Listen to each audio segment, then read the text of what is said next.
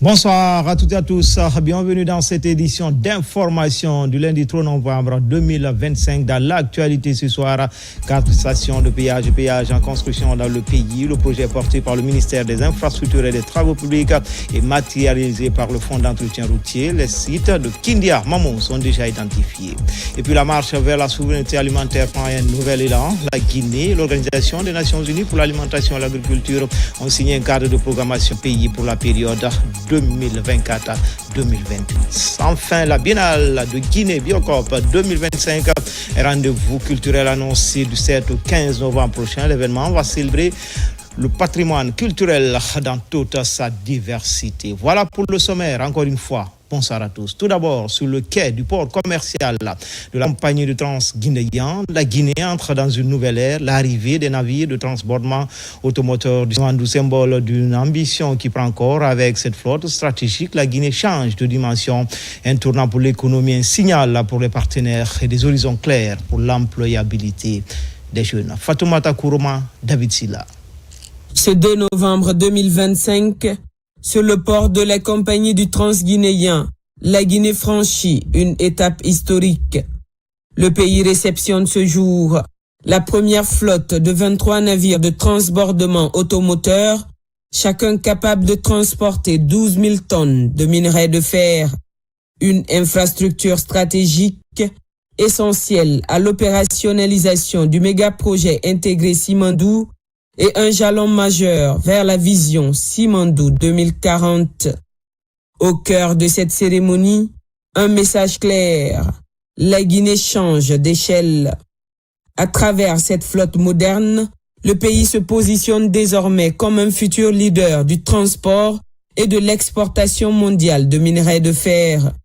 Le directeur général de Rio Tinto souligne le fruit d'un partenariat stratégique et fécond entre la Guinée et ses partenaires industriels. La cérémonie d'aujourd'hui s'inscrit dans le cadre d'un effort conjoint de l'ensemble des parties prenantes pour boucler le système de production, de transport et d'acheminement du minerai de fer sur le marché international. Nous sommes présents aujourd'hui pour célébrer, certes, les bateaux que vous voyez, mais aussi, je pense aussi, ce partenariat fécond qui va permettre à la Guinée de se positionner comme exportateur majeur du minerai de fer dans quelques semaines. Pour Winning Consortium Simandou, ces navires conçus pour optimiser les volumes et sécuriser les opérations de transport incarnent l'excellence technologique et la performance logistique. Ces navires, conçus et livrés pour transporter les minerais de fer de Simandou, illustre notre engagement commun à bâtir des infrastructures modernes, durables et au service du développement national. Elles permettront d'assurer une logistique fluide entre les différents sites du projet, renforçant ainsi la chaîne d'exploitation du fer de Simandou, un pilier de la future économie guinéenne. En ce qui concerne Baou, le géant mondial de l'acier, cette étape est la preuve d'un projet intégré mine-infrastructure mené avec rigueur. Un modèle de coopération juste, équilibré, gagnant-gagnant. Nous avons aujourd'hui célébré ensemble avec nos partenaires de WCS et aussi de l'État guinéen pour la finalisation et la dernière maillon de la finalisation de notre projet de logistique et transport pour le projet Simandou.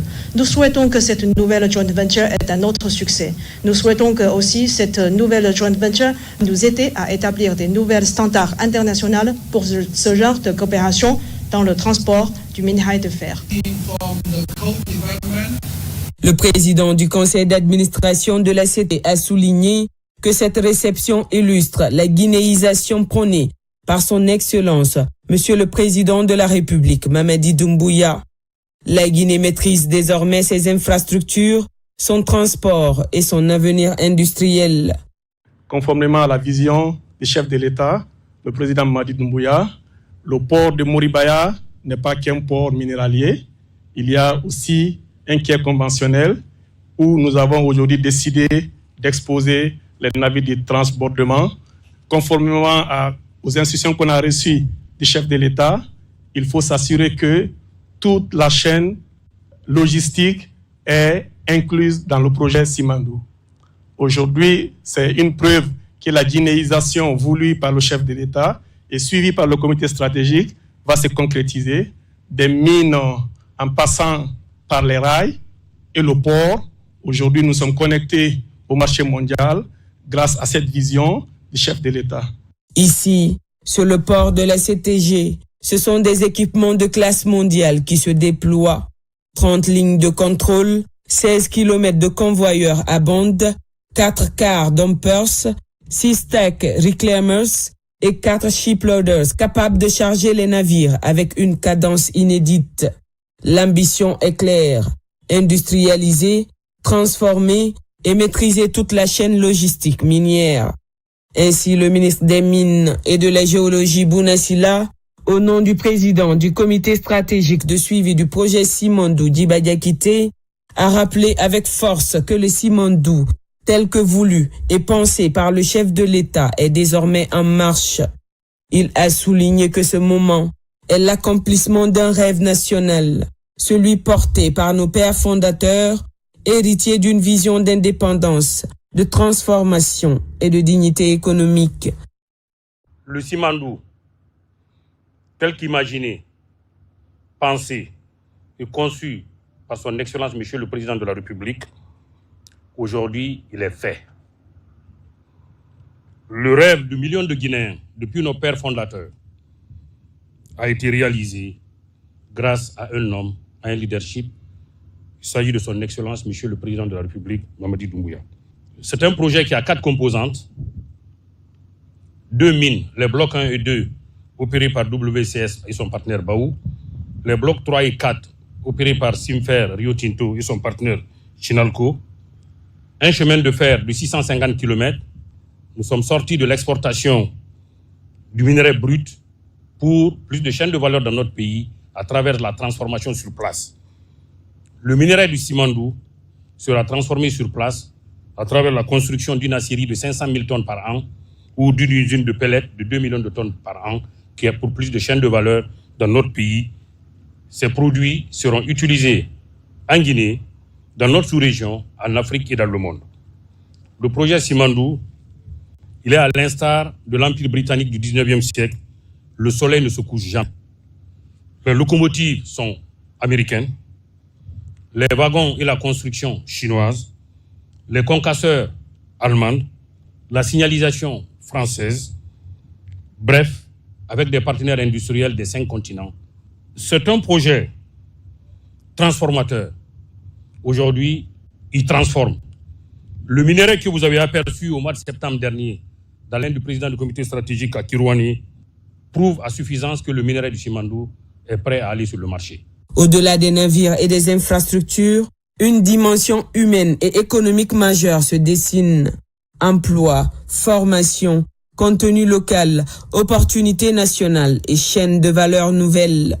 Avec l'arrivée de ce navire, cela constitue la dernière composante de la chaîne de valeur pour transporter le minerai de fer depuis les 4 blocs de la mine de Simandou jusqu'au navire de haute mer pour pouvoir transporter avec toute sécurité et sûreté ces minerais de fer sur le marché international.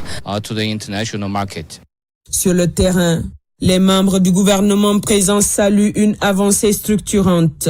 D'abord, la dimension sociale, la montée en puissance du contenu local, la formation et les milliers d'opportunités attendues pour la jeunesse guinéenne. La réception aujourd'hui de ces 2 premiers navires est un jalon important dans le cadre du lancement prochain du projet d'exploitation, de la phase d'exploitation du méga projet Simandou. Je pense que ceci est extrêmement important pour nous Guinéens et que chacun puisse savoir que nous sommes à une phase de non-retour pour le projet Simandou et que cette remise officielle aujourd'hui est extrêmement importante. Et ce que nous faisons également après cette phase de construction et la phase logistique qui est pratiquement bouclée avec la réception de ces navires, c'est de s'assurer aussi du développement du plan de contenu local sur la phase d'exploitation. De l'autre côté, c'est de vraiment saluer les efforts avec les partenaires industriels et la CTG par rapport à l'emploi des Guinéens.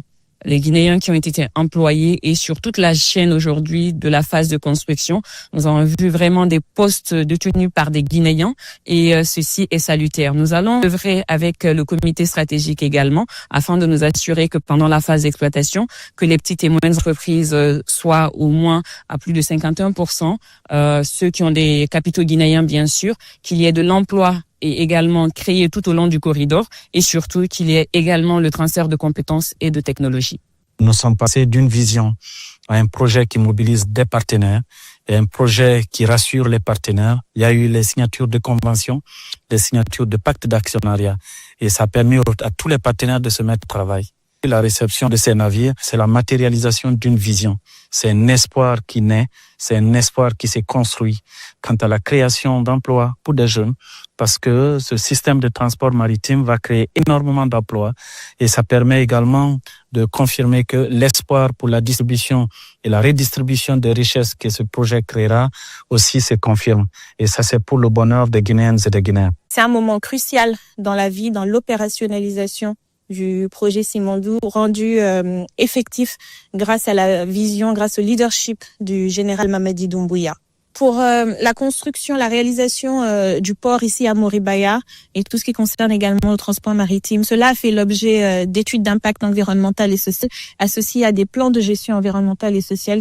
Et il faut noter également que l'État, la Guinée, est accompagné par des cabinets réputés d'ingénieurs conseils dans la mise en œuvre, le contrôle de ces plans de gestion environnementale et sociale. Puis l'enjeu des infrastructures, un corridor logistique moderne, du port au rail, conçu pour soutenir un réseau économique national intégré. Aujourd'hui, la mine est prête, le train est là, et aujourd'hui, on reçoit encore les deux bateaux qui vont transporter notre minerai.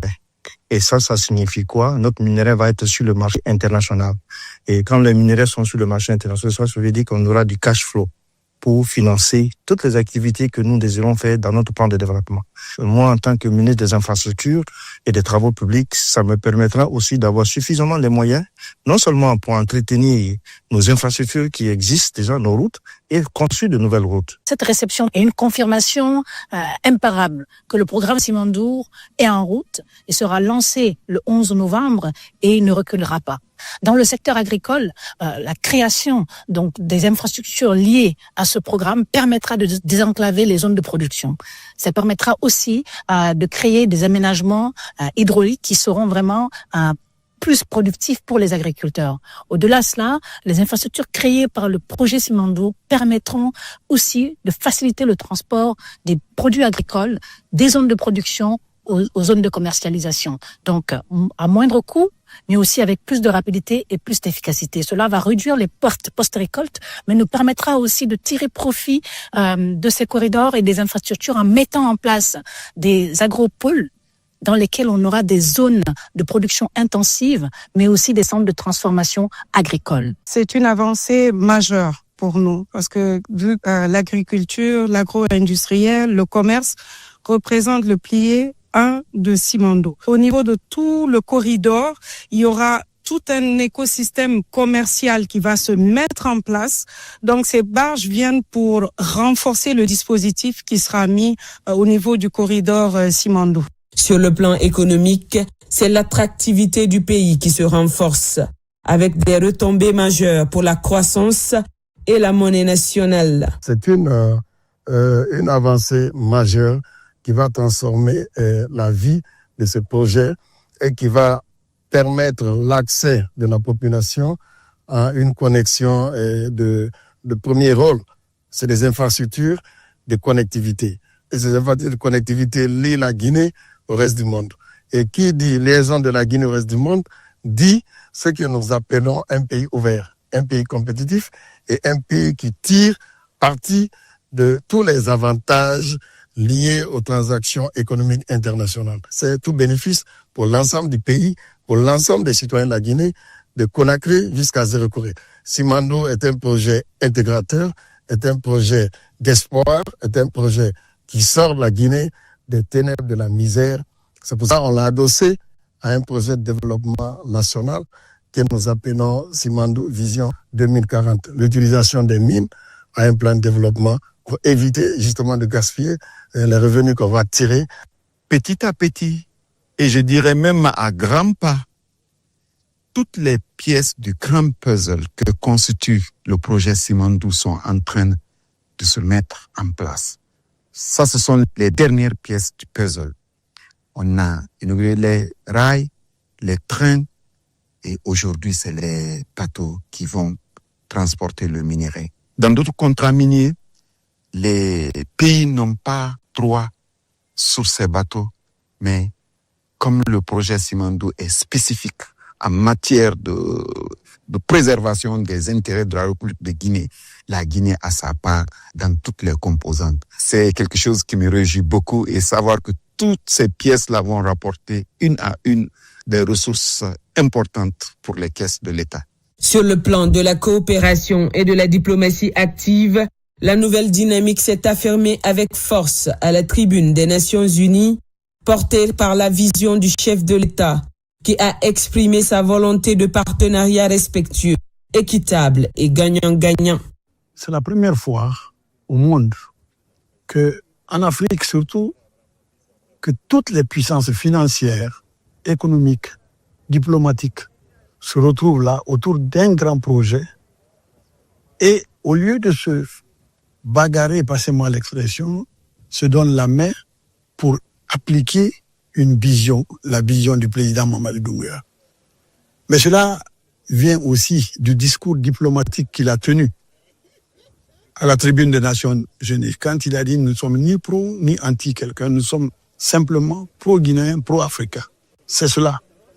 Donc aujourd'hui, c'est la diplomatie sous le leadership du président Doumbouya qui est en train de faire ses preuves économiques. Nous sommes en pleine diplomatie économique appliquée à la diplomatie tout court. Donc le peuple de Guinée doit se sentir fier, et nous devons continuer à nous donner la main. C'est dans la paix que tout cela peut continuer. Donc l'unité nationale, la paix autour de notre président qui a eu cette vision lumineuse de sortir nos richesses de sous terre pour en faire la prospérité de notre pays. Il y a 3 ans, 4 ans, on parlait de ça sur les papiers. Aujourd'hui, ça devient une réalité. Et ça rentre en droite ligne de la coopération internationale. Une coopération qui est axée avec le Singapour, avec la Chine, avec les États-Unis, avec l'Australie, avec le monde entier. Aujourd'hui, la Guinée, c'est un pays qui est ouvert, c'est un pays qui est en transformation, c'est un pays qui est en refondation.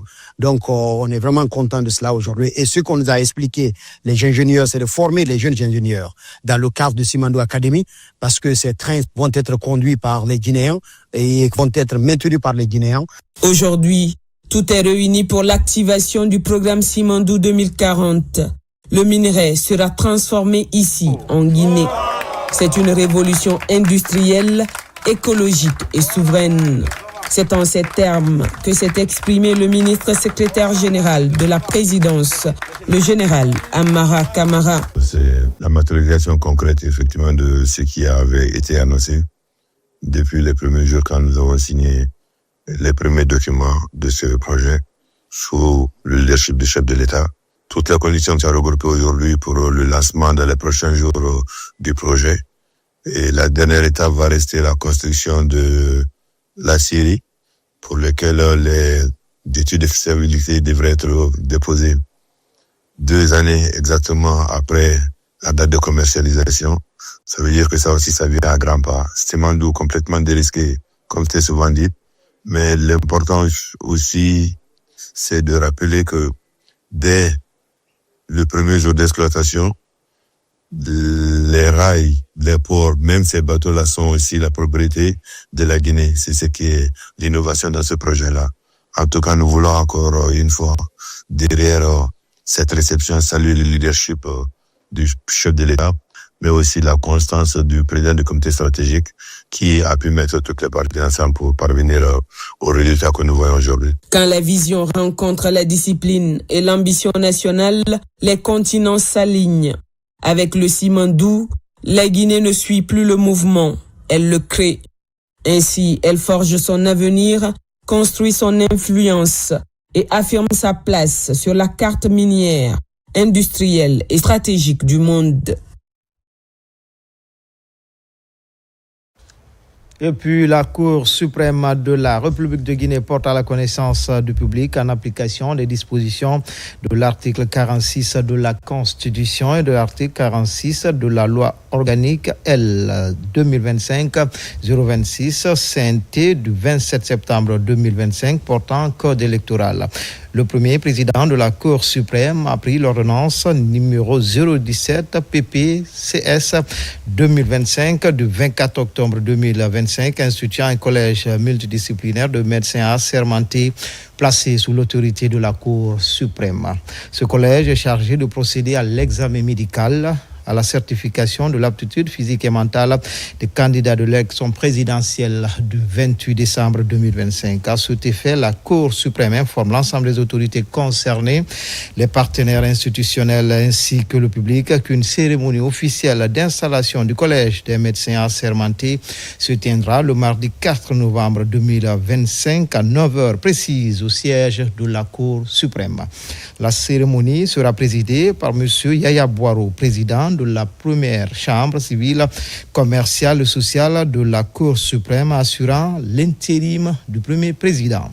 La Cour suprême a saisi cette occasion pour réaffirmer son engagement à veiller conformément à la loi, à la transparence, à l'intégrité et à la régularité du processus électoral présidentiel de la République de Guinée-Conakry le 3 novembre 2025.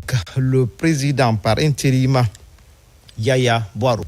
Au port autonome de Conakry, une rencontre sur la congestion exceptionnelle observée ces derniers temps. Des mesures ont été annoncées pour une continuité des opérations logistiques. Le conclave a permis également de passer en revue les chantiers prioritaires lancés pour désengorger les espaces de stockage interne du port. Abakar Diaby, Souleymane Kaba. Pour faire face à l'urgence de congestion, cette rencontre mobilise toute la communauté portuaire du pays pour répondre à la problématique des conteneurs vides et autres défis imminents. Ces acteurs issus du port autonome de Conakry, de la douane, des autorités publiques et des partenaires privés se concertent à l'effet de garantir la continuité des opérations logistiques et préserver l'approvisionnement du pays en marchandises. Déjà, plusieurs plans d'urgence sont envisagés, comme l'aménagement des nouveaux sites à Kamaye, Kidal et Blue Zone en vue de désengorger, dans un bref délai, les espaces de stockage internes du port. Je ne dirais pas qu'on a manqué d'anticipation, mais je pense qu'on a été surpris du succès. En anticipant, généralement, vous estimez.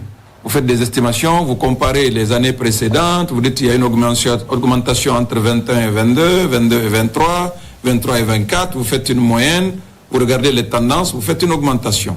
Chose qu'on a faite et on a mis des projets en cours, on a commencé à les construire. Mais maintenant on se rattrape et on essaye de rectifier le tir et aller vite. La direction générale du port autonome de Conakry reste résolument déterminée à réitérer ses récents exploits dans le domaine portuaire à l'échelle internationale. Avec ses partenaires, elle compte fluidifier les mouvements de camions pour accélérer constamment la rotation des navires au bénéfice du peuple de Guinée. Des actions concrètes et coordonnées pour résorber la congestion exceptionnelle observée ces derniers mois. Qu'est-ce qu'on est en train de poursuivre sous l'égide et sous la direction du port? On a aussi un peu modifié l'ordre de rotation des bateaux et modifié les priorités de déchargement des bateaux pour donner la priorité d'abord et avant tout aux importations, aux conteneurs qui rentrent et donc aux marchandises que les Guinéens attendent, que les réceptionnaires attendent, plutôt que de réembarquer les conteneurs vides qui vont d'abord attendre un petit peu. Cette mobilisation collective avec l'ensemble de la communauté portuaire, à savoir Conakry Terminal, Alport Conakry, la douane, ainsi que l'association guinéenne des consignateurs maritimes et les forces de sécurité, vise à conjuguer les efforts pour rétablir la bonne prestation des services au niveau du port de Conakry. Nous avons l'extension des quais en cours. En un an, nous allons finir de réaliser un nouveau quai de 500 mètres linéaires qui va augmenter encore la capacité de 75%. Et en 2 ans, on augmente ainsi de suite. Un autre quai sera réalisé. Donc la capacité sera doublée en 2 ans au niveau du port de Conakry. Ça permettra de répondre aux besoins de l'économie actuelle. Ces acteurs rassurent tous les usagers et les partenaires sur la mise en œuvre des dispositifs fiables pouvant faciliter le retrait des marchandises. Comme annoncé dans les titres, 4 stations de péage et péage en construction dans le pays. Le projet, porté par le ministère des Infrastructures et des Travaux publics, est matérialisé par le Fonds d'entretien routier. Les sites de Kindia et Mamou sont déjà identifiés en présence des entreprises qui doivent réaliser les travaux et les populations riveraines ainsi sensibilisées sur la nécessité du projet. Abakar Junior Kamara. C'est ici à Frintamba, district de Koulibaya, dans la sous-préfecture de Bambia, Kindia, que le Fonds d'entretien routier doit installer une de ses stations pesage-péage. Une mission d'évaluation et de sensibilisation conduite par le directeur général du FER, en compagnie des entreprises qui doivent exécuter les travaux, s'entretiennent avec les communautés impactées par le projet. Ce poste de péage va nous apporter beaucoup de choses, surtout sur le développement local. Nous sommes prêts à accompagner l'État par la sensibilisation des parents, des communautés, pour accepter et adhérer aux idéaux de ce projet. La route coûte très cher, il faut trouver des mécanismes de financement d'entretien. Et c'est pourquoi nous envisageons de construire les postes de péage et de paysage sur la RN1, la RN4 et la RN6. C'est un des objectifs fixés par le ministère des Infrastructures et des Travaux publics pour trouver des financements et maintenir le réseau routier guinéen. De Kindia, nous voici à Mamou. Ici, la zone qui doit abriter la 2e station sur la route nationale numéro 1 est aussi identifiée. Tous ceux qui sont dans l'impasse du projet seront recensés, calculés. Après, il y a une mission de conciliation qui passe pour faire savoir aux impactés les montants qui sont arrêtés pour leur compte. L'État ne veut pas appauvrir sa population. 2 entreprises sont recrutées pour exécuter ces travaux. L'une est française et l'autre est guinéenne.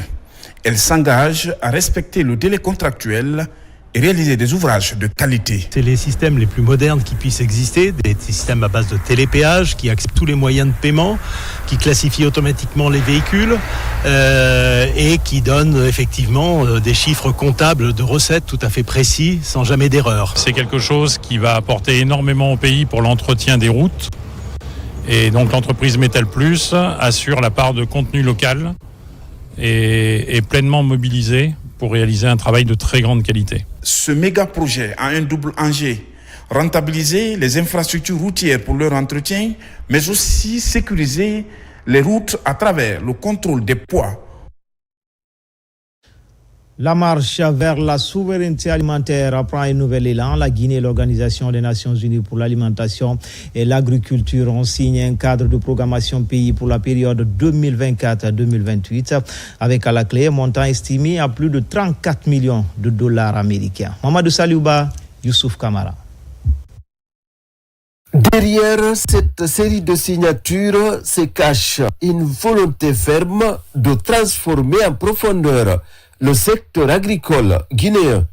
Une ambition portée conjointement par la République de Guinée et la FAO à travers le cadre de programmation pays 2024-2028. Cette signature n'est pas une simple formalité. C'est vraiment le sceau d'un partenariat renouvelé, d'un engagement partagé et d'une vision ambitieuse pour l'avenir agricole et rural de la Guinée. Ce cadre de programmation pays est le fruit d'un processus consultatif, inclusif, qui a impliqué le gouvernement de la Guinée, les producteurs, le secteur privé, la société civile, la jeunesse et l'ensemble des partenaires techniques et financiers présents dans le pays. Ce cadre, ce n'est pas juste un document, mais ça témoigne de la solidité du partenariat entre la Guinée et la FAO, d'un côté. Un partenariat qui est là depuis plusieurs années et qui vraiment a permis à la Guinée d'améliorer ses compétences, d'accompagner ses agriculteurs à améliorer leurs revenus, à créer de l'emploi. Des montants de plus de 34 millions de dollars US, ce cadre a pour principal objectif la transformation durable des systèmes agroalimentaires en vue d'assurer une production plus performante et une meilleure nutrition pour tous. Nous inscrivons aussi largement sur le cadre de stratégie 2022-2031, articulé autour des 4 meilleure production, meilleure nutrition, meilleur environnement et meilleure vie. Pour nous, ce cadre n'est pas seulement une feuille de route, mais c'est une source d'inspiration qui fait écho à notre propre ambition nationale, inscrite dans le programme de développement socio-économique durable et responsable Simandou 2040. Ce partenariat renforcé entre la Guinée et la FAO va contribuer à stimuler la production agro-sylvopastorale et halieutique en renforçant la résilience des communautés rurales et améliorer la protection sociale sur l'ensemble du territoire national pour la période 2024-2028. À l'extrême sud du pays, la société guinéenne de palmiers, le DVA, poursuit ses réformes en faveur d'une entreprise plus moderne et compétitive, d'où le lancement des travaux d'élaboration de son plan stratégique et de son contrat programme. Lancé Kamisoko, Mohamed Saloupaï, Mohamed Lamine Diallo. Identité agro-industrielle phare du pays, la société guinéenne de palmiers à huile et DVA poursuit sa marche vers l'excellence. Face aux nombreux défis du monde moderne, se réinventer est bien plus que nécessaire. C'est un impératif qui réunit cadres, experts guinéens et étrangers sur l'élaboration d'un plan stratégique et du contrat programme. C'est de faire un état des lieux et d'élaborer une feuille de route stratégique à moyen long terme qui inclut gérer l'ensemble des métiers, l'ensemble des fonctions sur la base d'un diagnostic partagé de la situation. La deuxième chose, et qui est l'objectif, je dirais, final de cette mission, c'est d'élaborer en fait le contrat programme qui va lier la SOGIPA à ses tutelles. De la plantation à la transformation jusqu'à la commercialisation des produits, tous les aspects de la chaîne de valeur du palmier à huile et DVA seront abordés durant ces assises. Il s'agit d'un programme global de relance et de modernisation de la SOGIPA. Donc ces ateliers qui démarrent aujourd'hui cadrent parfaitement avec la nouvelle vision de la SOGIPA. Donc, il y aura en tout 8 ateliers thématiques qui seront organisés, qui sont animés par un consultant international d'expertise France, accompagné d'un consultant national indépendant, qui viennent accompagner les cadres de la SOGIPA à identifier les véritables solutions pour l'avenir pour la SOGIPA. Assainir les finances en améliorant la gouvernance pour une SOGIPA qui répond non seulement aux ambitions des autorités, mais celles des populations, c'est le point nodal de cet espace de travail. La 51e session ordinaire du Conseil des ministres de l'OMVG a tenu toutes ses promesses. 4 pays, dont la Guinée, la Gambie, la Guinée-Bissau et le Sénégal, étaient réunis à Conakry pour discuter des grandes orientations de cette institution sous-régionale. Les défis sont énormes, mais des projets comme l'aménagement hydroélectrique de Sambagalo et la mise en service de la ligne d'interconnexion se posent en termes de priorité. Boussa Bangoura. La Guinée, la Gambie, le Sénégal et la Guinée-Bissau, 4 pays unis pour un objectif commun. 47 ans après, pour redynamiser l'OMVG, véritable instrument d'intégration, les travaux de la 51e session ordinaire du Conseil des ministres viennent de se tenir à Conakry. Pendant 2 jours, coordinateurs nationaux, cadres techniciens et experts des pays membres discutent des problèmes majeurs, les enjeux du moment, mais également faire le bilan des activités des années précédentes. À l'OMVG, le Conseil a engagé les États membres à soutenir activement la stratégie de mobilisation des ressources pour financer les projets prioritaires du PDDI, mais aussi au fonds de contrepartie pour garantir l'autonomie de la SOGESAT. Toujours au commissaire et son équipe, la révision des textes fondateurs afin d'aligner notre cadre juridique et institutionnel sur les standards contemporains de bonne gouvernance et de performance publique. Pour plus de résultats sur le terrain, Le renforcement de la synergie des administrateurs au niveau national est souhaité. Ainsi, plusieurs projets et programmes sont adoptés pour le bonheur des populations des pays membres. Il s'agit notamment de la relance du projet d'aménagement hydroélectrique de Sambagalou, la mobilisation des ressources financières et l'opérationnalisation de la société de gestion et d'exploitation de la ligne d'interconnexion. Avec le bilan que nous avons fait ici à Conakry, nous avons constaté qu'entre l'année dernière et maintenant, les pas ont presque rattrapé un retard d'une dizaine d'années. Nous avons signé avec une grande joie et satisfaction toutes les résolutions autour desquelles nous avons discuté. Sur d'autres questions, les discussions vont se poursuivre. Je pense que les étapes prochaines vont être déterminantes pour que l'OMVG puisse mobiliser assez de fonds pour mener des grands projets structurants afin que nous puissions autour de nous fédérer la vie de nos populations en termes d'aménagement de plaine agricole. Le rendez-vous de Conakry a été un rendez-vous fructueux pour ces représentants des 4 pays membres de l'OMVG. Des représentants qui vont continuer à travailler ensemble pour mieux gouverner, préserver et développer durablement les États de cette institution sous-régionale. À Conakry et l'arrière-pays, plusieurs quartiers bénéficient de forages modernes et de réhabilitation d'infrastructures sociales de base, initiative menée par l'organisation humanitaire AC Mimani pour améliorer l'accès à une eau de qualité aux citoyens. Maïmouna Bella Diallo. Plusieurs quartiers de Conakry, ainsi que la sous-préfecture de Mafereya, dans la préfecture de Forêt-Caria, bénéficient de nouveaux forages modernes. Une initiative de l'organisation humanitaire Hassan Humani, engagée dans l'adduction d'eau potable au profit des communautés.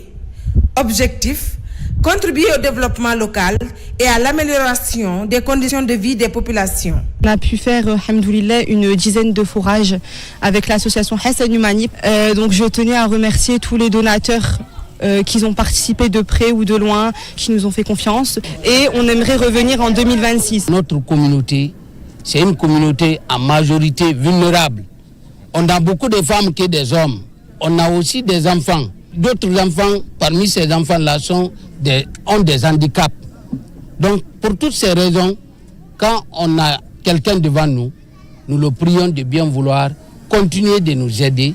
Ce que vous nous avez fait comme ça, là, on fera bon usage. L'organisation Hassan Humani élargit désormais ses actions à l'arrière-pays. Après Conakry, Cap-sur-Mafereya, où les populations rurales profitent elles aussi de forages modernes et de la réhabilitation de plusieurs infrastructures sociales de base. Je remercie Allah Azzawajal qui nous permet d'œuvrer dans le bien. J'ai l'honneur de vous remettre les clés pour faire profiter au village. Que Dieu vous récompense. Amen, amen, nous sommes contentes. Parce qu'une vie sans eau n'est pas une vie. Je vous remercie beaucoup. En plus de ces réalisations, Hassan Humani poursuit ses actions de solidarité. Des vivres et non-vivres sont distribués aux orphelinats de Conakry. Des gestes humanitaires qui soulagent les bénéficiaires et renforcent l'élan de partage au sein des communautés. À Conakry, l'heure est au dernier réglage avant le Transform Africa 2025, prévu du 12 au 14 novembre prochain. Plus de 2000 délégués venus d'Afrique et d'ailleurs sont attendus à Conakry. L'avenir de la transformation numérique du continent est le thème central de ce rendez-vous des acteurs du numérique en Guinée. Marie-Angélique Bangoura. Sous la coordination du ministère des Postes, des Télécommunications et de l'Économie numérique, le chef de cabinet Mfanli Sila et son équipe multiplient les réunions et les visites de terrain pour finaliser les préparatifs. Objectif, faire de cette édition un événement vitrine du savoir-faire numérique guinéen.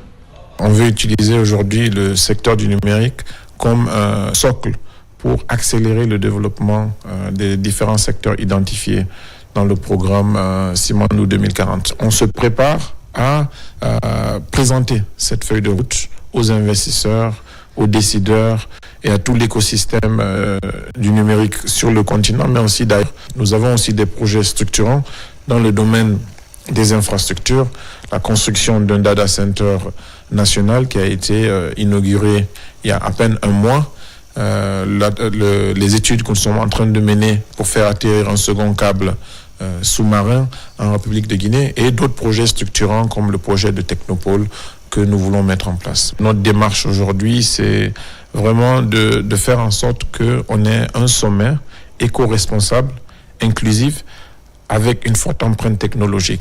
En partenariat avec Smart Africa, la Guinée mise sur une forte mobilisation autour de ce sommet continental. Les startups locales y joueront un rôle de premier plan, symbolisant le dynamisme et l'innovation du secteur numérique national. C'est vraiment une grosse opportunité pour nous d'attirer les projecteurs sur les startups guinéennes en général.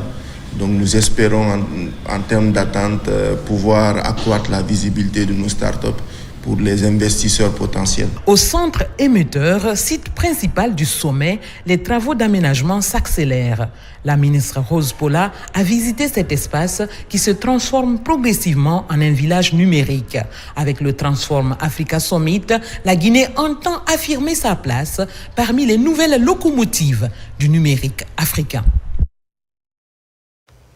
Dans l'actualité également, réunion de travail des membres du conseil d'administration du fonds d'investissement minier au cœur de l'échange, efficacité des actions pour les communautés impactées, rentabilité de l'État, une session qui se tient dans un contexte de transformation du secteur minier, de révision des stratégies de développement durable.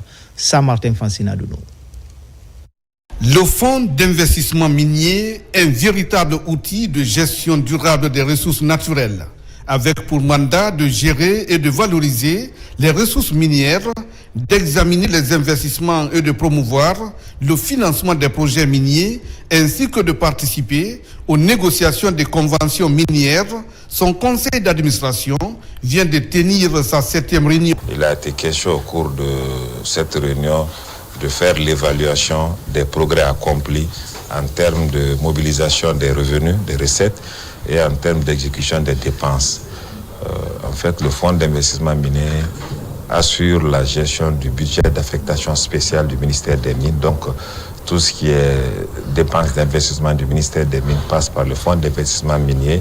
En plus de cela, le fonds d'investissement minier accompagne aussi le ministère dans la réalisation de certaines activités sur le terrain. Les enjeux abordés incluent la nécessité de renforcer l'efficacité des investissements tout en garantissant la durabilité des projets miniers dans un environnement économique en pleine mutation, marqué par les nouvelles normes environnementales et la demande croissante des ressources naturelles. Et il se trouve que sur le plan de la mobilisation des revenus, le niveau de mobilisation est très faible par rapport aux prévisions budgétaires. Donc nous avons demandé à la direction générale d'approcher le ministère des Finances et du Budget et le ministère des Mines pour essayer d'accélérer la mobilisation des revenus avant la fin de l'année. Le conseil d'administration du fonds d'investissement minier a également discuté des partenariats publics-privés qui deviennent un levier essentiel pour soutenir la croissance du secteur tout en garantissant des bénéfices durables pour les communautés et l'État. Hajj 2026, lancement officiel du processus préparatoire. L'annonce a été faite ce lundi par les autorités religieuses. C'était au centre islamique de Donka, devant la presse. Les grandes lignes de l'organisation, les mesures d'inscription et autres aspects ont été longuement abordés. Et là, Soriba Bangoura, Marwan Kamara. Se rendre en Arabie Saoudite pour accomplir le Hajj est un rêve pour de nombreux musulmans à travers le monde. Mais ce voyage sacré nécessite une organisation rigoureuse impliquant la gestion de plusieurs aspects. Au compte de cette année 2026, les autorités religieuses du pays sont face à la presse pour annoncer les grandes lignes du dispositif mis en place pour garantir un pèlerinage sûr et transparent. Le préfinancement a été totalement donné par le président de la République, qui a une exigence financière pour l'ensemble des 10 000 pèlerins qui doivent effectuer le Hajj au compte de l'année 2026. Donc ce préfinancement a permis à la Guinée, cette année, à réserver une meilleure zone très stratégique dans la réussite du Hajj à Mina et Arafat.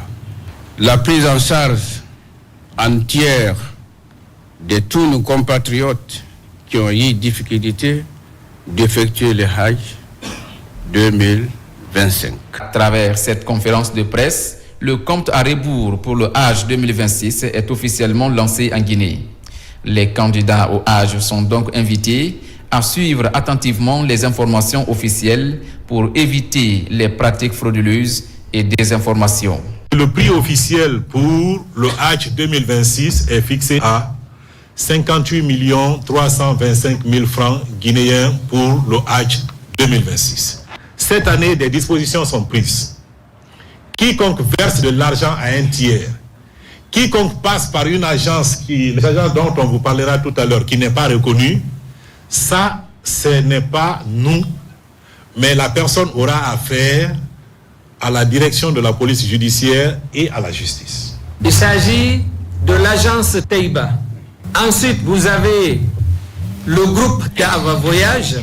Vous avez au 3 le groupe Guinée Voyage. Vous avez le groupe Safa. Vous avez le groupe Hina Tolérance. Vous avez le groupe Dunia Voyage. Ces agents sont retenus dans l'organisation du pèlerinage. Le Hajj, 5e pilier de l'islam, reste un moment d'unité et de foi profonde pour des millions de fidèles musulmans à travers le monde.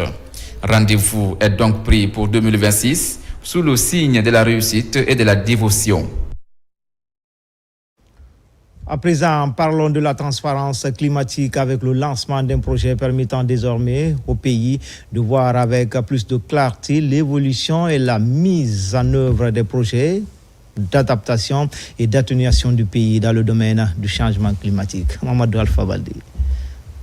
Pendant que la Guinée vient de renforcer son arsenal institutionnel et technique dans la mise en œuvre de sa contribution nationale déterminée, le pays lance un ambitieux projet permettant désormais de mieux suivre les efforts d'atténuation et d'adaptation conformément aux engagements internationaux de la Guinée. Estimation des émissions de gaz à effet de serre.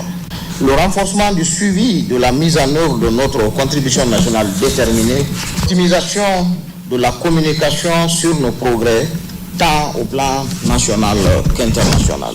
Avec ses partenaires comme le PNUD, le ministère en charge de l'environnement mobilise l'ensemble des acteurs sectoriels pour échanger sur une vision commune avec des indicateurs de transparence clairs et précis.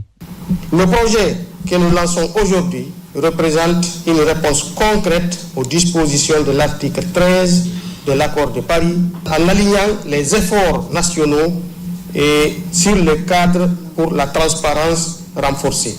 Ce document est une feuille de route qui permettra non seulement d'améliorer la collecte des données, des émissions de gaz à effet de serre, ensuite, il nous permettra de renforcer la mise en œuvre et le suivi de la CDN. Aujourd'hui, la Guinée s'inscrit dans une dynamique de réorganisation et de renforcement de ses efforts en matière d'atténuation, mais surtout d'adaptation face aux effets de plus en plus néfastes du réchauffement de la planète.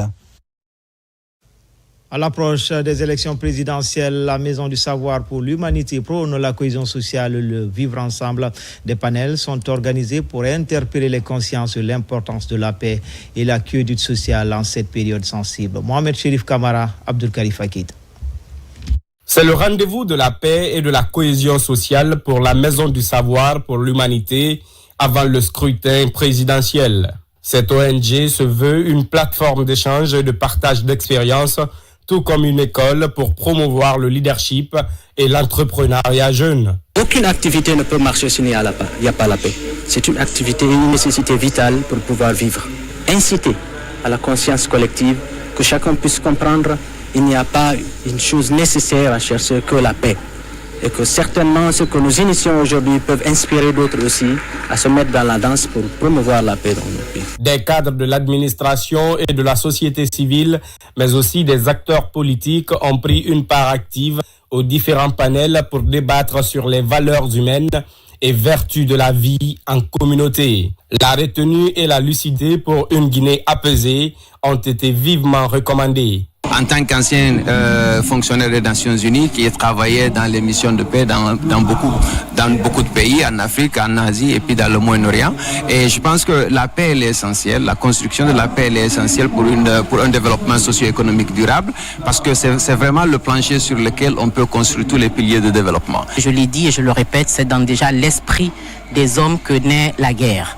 Donc si on éduque quelqu'un et qu'il comprend quelle est sa responsabilité, quelle est sa part dans l'équilibre de la société, je pense que déjà on lui donne un passeport pour pouvoir s'affranchir de certaines manipulations. Depuis 2022, la Maison du Savoir pour l'Humanité entend ainsi concilier mondialisation et éducation morale. Elle compte aussi faire de la nouvelle génération une référence pour un développement universel. À Paris, la 5e édition du Salon de l'Emploi et de l'Entrepreneuriat a rassemblé des milliers de visiteurs venus s'informer, échanger, construire leur avenir professionnel. Parmi les exposants, l'Office national de la formation et du perfectionnement professionnel. Il a marqué les esprits par son dynamisme et son engagement pour le développement des compétences locales. Komara Moussa, envoyé spécial. Aux allures de Russes d'ambition et de talent, la 5e édition du Salon de l'Emploi et de l'Entrepreneuriat de Paris s'achève. Au cœur de ce carrefour d'opportunités, un nom attire les regards. L'Office national de formation et de perfectionnement professionnel. Étudiants, diplômés ou jeunes entrepreneurs viennent nombreux pour échanger avec les conseillers de l'Office pour comprendre les offres. J'ai un peu expliqué mon projet et la dame m'a bien expliqué comment et quand est-ce que vous pouvez m'accompagner dans la réalisation de différents projets qui vont dans ce sens. Donc je suis agréablement surprise par nous. Concrètement, ce que j'ai proposé, c'est potentiellement apporter mon expertise sur certains sujets en formant des Guinéens de manière gratuite. Par sa qualité d'accueil, la clarté de ses supports et la pertinence de ses interventions, l'Office incarne une Guinée ambitieuse où la formation devient un levier de développement économique et social. Notre présence ici aujourd'hui consiste à communiquer avec la diaspora guinéenne de Paris et pour leur inciter justement à pouvoir créer des cabinets chez nous. L'idée étant justement de contribuer au développement du capital humain guinéen. Ici, pas un simple stand. On parle formation et insertion. Le processus d'habilitation, les valeurs de l'institution sont présentées. Une opération de séduction qui s'apparente comme un succès. Ça a été un coup de maître, vu l'engouement des participants envers notre salon. Et nous pouvons déjà être rassurés qu'on a très bien fait de participer à ce salon et surtout de prendre un stand. En participant pour la première fois à ce salon, l'Office national de formation et de perfectionnement professionnel réaffirme sa volonté d'être un partenaire stratégique du développement du talent et de l'employabilité en Guinée. Enfin, valorisation de l'art culinaire guinéen, dégustation des mets locaux. C'est à l'occasion d'un événement qui associe la gastronomie à l'exposition du textile Made in Guinée. C'est le ministre de la Culture, Moussa Moïsila, qui a présidé la cérémonie. Bossman, Mamadou Djoumaba.